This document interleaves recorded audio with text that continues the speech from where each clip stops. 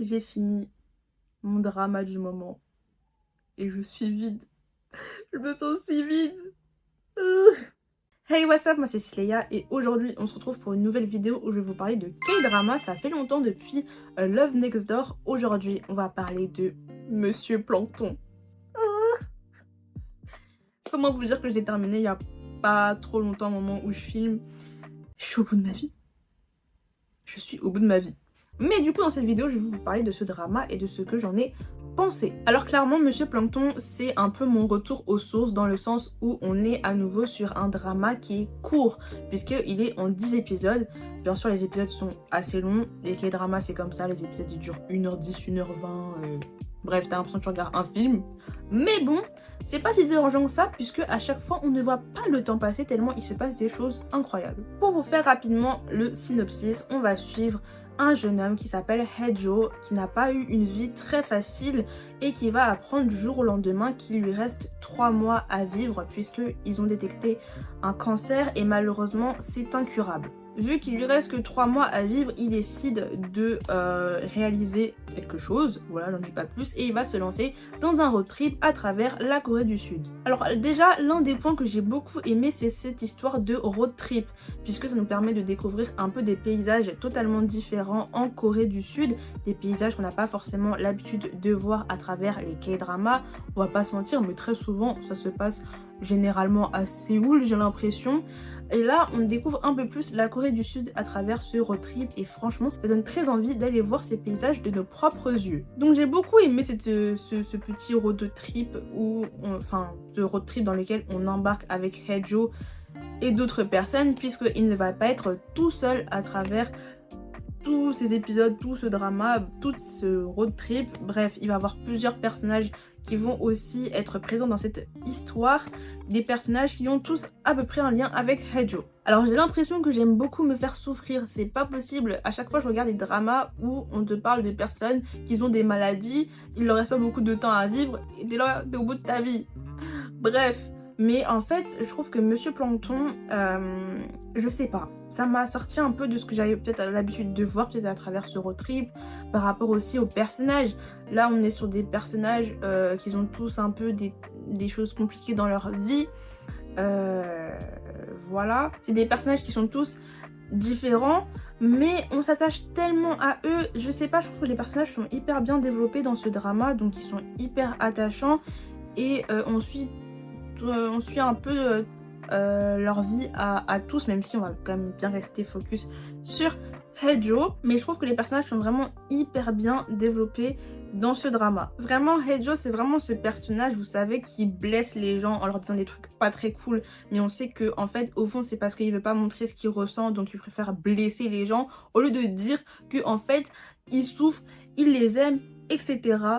C'est vraiment ce type de personnage. Alors t'es un peu en mode mais c'est pas ce qu'il voulait dire, c'est que vous voyez en fait. Non, non, non, non, mais en fait il t'aime, meuf, il t'aime. C'est pas ce qu'il voulait dire, mais il a dit, mais...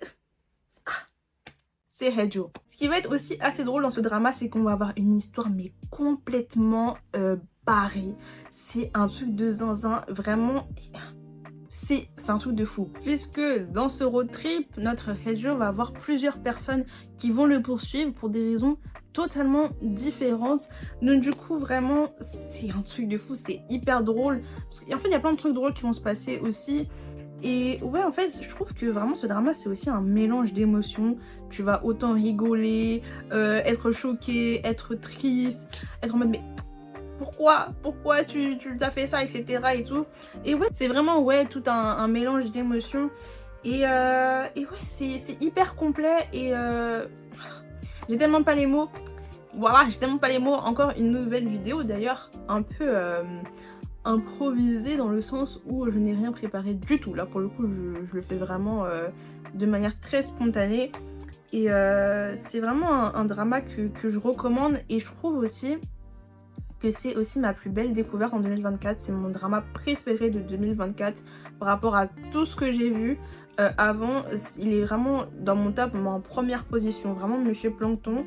Quand j'ai regardé le drama, que j'ai avancé, que j'arrivais à un certain nombre d'épisodes aussi, parce qu'il y a un moment où je me suis arrêtée dans mon visionnage du drama parce qu'en fait je regardais tellement de choses en même temps.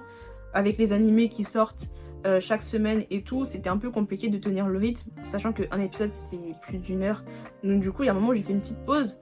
Et quand je me suis remise dedans, je me suis dit, ah ouais purée, en fait ce drama il est tellement incroyable. Ce drama est tellement incroyable que je peux pas me stopper, il faut que j'enchaîne les épisodes et que je le termine. Et même quand il me restait 30 minutes sur le dernier épisode, franchement ça a été un vrai crève-cœur de le terminer parce qu'il était tellement bien ce drama et je passais tellement un bon moment devant que ouais, la fin, j'ai trop aimé, vraiment.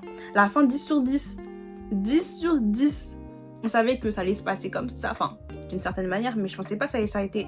En fait, 10 sur 10, la fin, trop bien. Donc voilà, c'était un avis assez rapide sur Monsieur Plankton, peut-être pas le plus développé non plus, mais j'avais tellement envie d'en parler parce que pour moi c'était le meilleur drama que j'ai vu en 2024. J'en ai pas vu des tas non plus, mais cette année ça a été un peu mon retour dans les dramas coréens parce que j'en ai vu plus que d'habitude. D'habitude j'en regarde genre 1 ou 2 par an, enfin ces dernières années, et là vraiment j'ai explosé le compteur entre guillemets, j'ai doublé le nombre de K-dramas que j'ai regardé cette année, enfin que je regarde d'habitude. Bon, bref, je me suis emmêlée dans les pinceaux. Je me suis emmêlée les pinceaux, mais ouais, j'ai regardé plus de K-dramas cette année et clairement parmi tout ce que j'ai regardé, Monsieur Plankton c'était vraiment mon préféré. Donc voilà, n'hésitez pas à me dire en commentaire ce que vous avez pensé de ce drama si vous l'avez vu. Voilà, n'hésitez pas à liker, à vous abonner, à me suivre sur les réseaux sociaux puisque je suis active. Et sur ce, moi je vous dis à la prochaine.